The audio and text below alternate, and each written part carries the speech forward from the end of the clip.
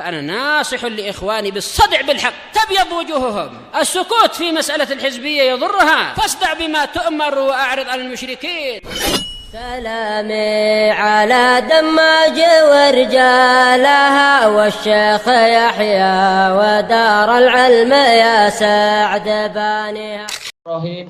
قال الإمام النووي رحمه الله تعالى Al-Hadisus Sittun, Al-Hadisus Sadis wa Tis'un Ba'dal Mi'ah wa Alf 1196. Wa an Ibni Umar radhiyallahu anhuma. Apakah ini sudah?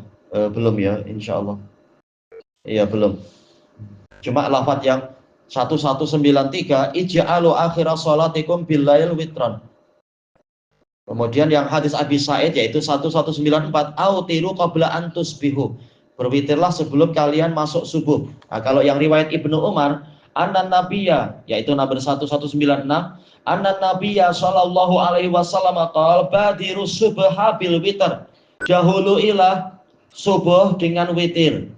Yaitu sebelum subuh segerakan mengerjakan sholat witir. Walaupun hanya 1 rakaat, tapi dia lebih baik daripada rakaat al-fajr. 2 rakaat fajar. Baik. Rawahu Abu Dawud wa Tirmidzi wa qala hadisun hasanun sahih.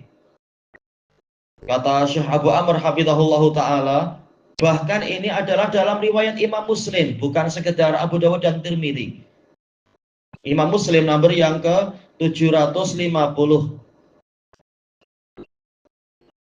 Baik. Dan memang diriwayatkan oleh Imam Abu Dawud dan Tirmidzi juga. Maka kalau menisbatkan hadis ini kepada sunan, padahal di dalam sahih ada, maka ini tentunya kurang, kata beliau. Iya, karena sudah menjadi tradisi. Para muhaddisun dan fuqaha lebih mengutamakan sahih Bukhari Muslim daripada yang di dalam sunan dan seterusnya. Karena kualitinya. Intinya hadis ini sama dengan yang sebelumnya, yaitu al-ihtimam bil witr, yaitu menumpukan perhatian pada sholat malam. Sholat malam terutamanya yang ganjil, yaitu walaupun hanya 1 atau 3, maka kerjakan itu sebelum tiba waktu subuh. Walaupun nanti di waktu subuh ada ibadah-ibadah yang lain juga, tapi betul-betul di sini Nabi sangat menggalakkan untuk tidak tertinggal dari witir. Sama saja apakah witirnya sebelum tidur atau mungkin di tengah malam, atau kalau mampu lebih baik ya di akhir-akhir malam. Yang penting ada qiyamul lail. Tidak wajib untuk kita mengerjakannya di akhir malam atau tengah malam. Awal malam pun boleh setelah sholat isya. Sebagaimana yang Nabi wasiatkan kepada Abu Hurairah dan Abu Darda radhiyallahu anhuma. Tidak masalah. Yang penting ada witir di dalam ibadah kita itu. Dan hadis ini menunjukkan bahwasanya akhir dari sholat witir adalah terbitnya fajar shadiq. Kalau sudah terbit fajar shadiq, maka kesempatannya sudah tertutup, kecuali bagi orang yang tertinggal karena tidak sengaja. Dan ini terulang pembahasan ini. Tayyib. Dan di dalam hadis ini ada anjuran untuk sangat memperhatikan masa di mana yaitu masa terkabulnya doa. Rasulullah Shallallahu Alaihi Wasallam ditanya di dalam hadis yang diriwayatkan oleh Imam Abu Dawud, ayu doain asma, doa apa yang paling didengar oleh Allah Ta'ala untuk dikabulkan? Maka Nabi mengatakan fi jaufil lail, yaitu di tengah-tengah malam. Ya, karena di waktu-waktu itulah dan yang setelahnya itulah turunnya Allah Ta'ala ke langit dunia. Allah Ta'ala turun ke langit dunia di sepertiga malam terakhir. Dan di sebagian riwayat yaitu sejak tengah malam. Intinya di waktu-waktu itu memang sangat digalakkan untuk kita bangkit, untuk kita mendekat kepada Allah Ta'ala, menyampaikan hajat-hajat, memohonkan keperluan-keperluan, mengeluhkan kepedihan hati dan seterusnya. Terutamanya dengan sesuatu yang paling Allah sukai. Allah Ta'ala witir, suka witir, maka hendaknya kita mendekatkan diri kepadanya dengan witir. Ini kesempatan emas. Adapun kalau subuh sudah datang, maka kesempatannya sudah berkurang. Karena Allah hanya turun ke langit dunia di waktu-waktu itu. Nabi mengatakan hatta yatlu al-fajr, sehinggalah terbit fajar. Menunjukkan setelah terbit fajar, maka kesempatannya sudah ditutup. Kesempatan untuk yang itu. Bukan berarti ibadah sudah tak diterima, tetap diterima ibadah. Demikian pula doa-doa tetap diterima di waktu subuh. Cuma tidak seperti yang sebelum subuh. Kemudian kita masuk ke hadis berikutnya. Al-hadisu tasi', al-hadisu as-sabi' wa tis'un ba'dal mi'ah wa alaf, 1197. Wa an Jabir radhiyallahu an, Jabir bin Abdullah Abu Abdullah Tayyib As-Sulami Al-Ansari, salah satu dari 6 sahabat yang paling banyak meriwayatkan hadis. Qala Rasulullah sallallahu alaihi wasallam, man khafa alla yaquma min akhiril lail falyutir awwalah.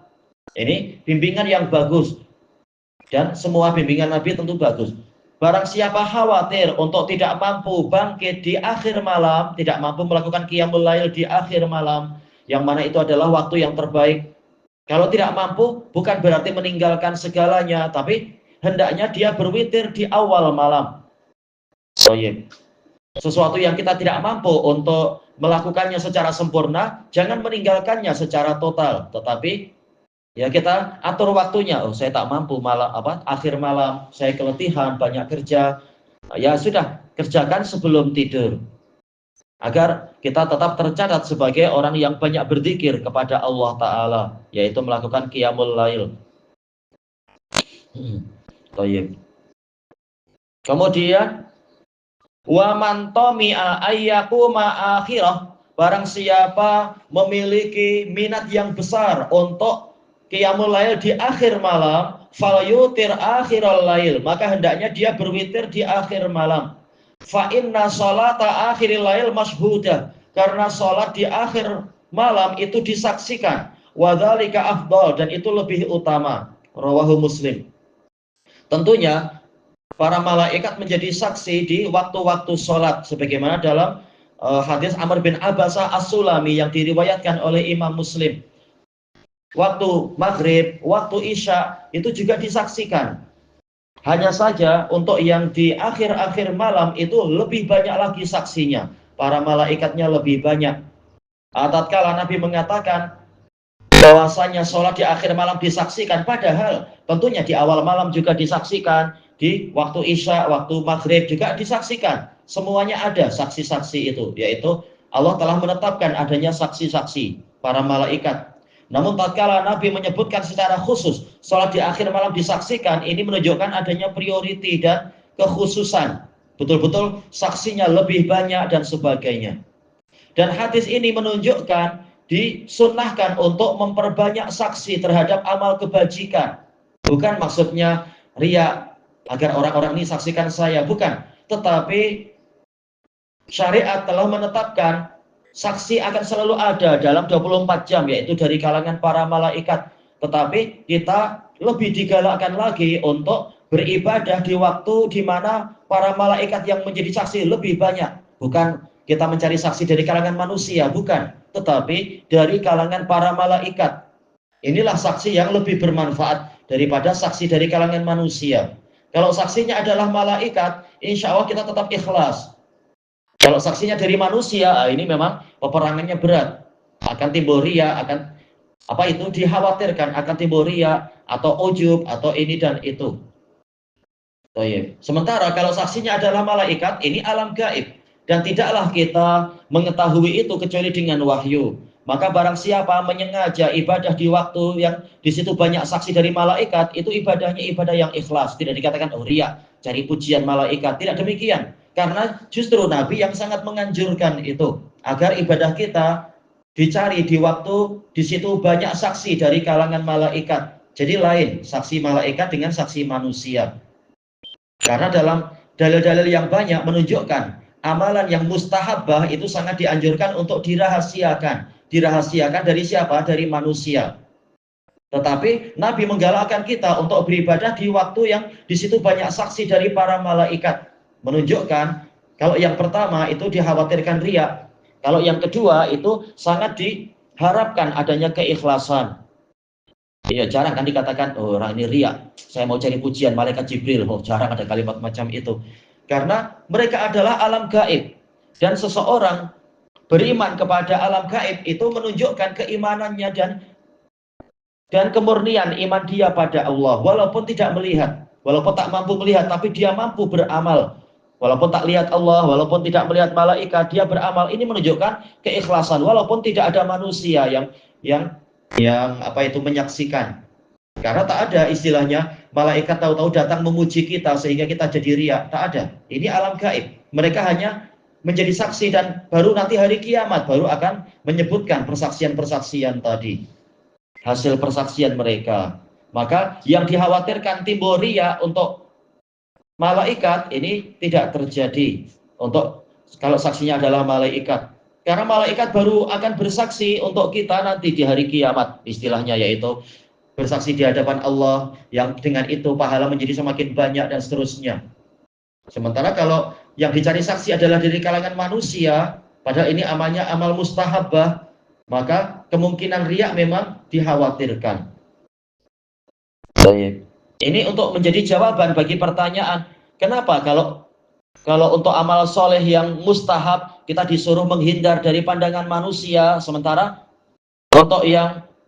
Nabi menggalakkan kita mencari saksi dari malaikat, karena yang pertama kemungkinan riaknya besar. Kita ada keuntungan duniawi di situ, dipuji-puji oleh manusia sehingga nama kita jadi besar di kalangan manusia, keuntungan duniawi.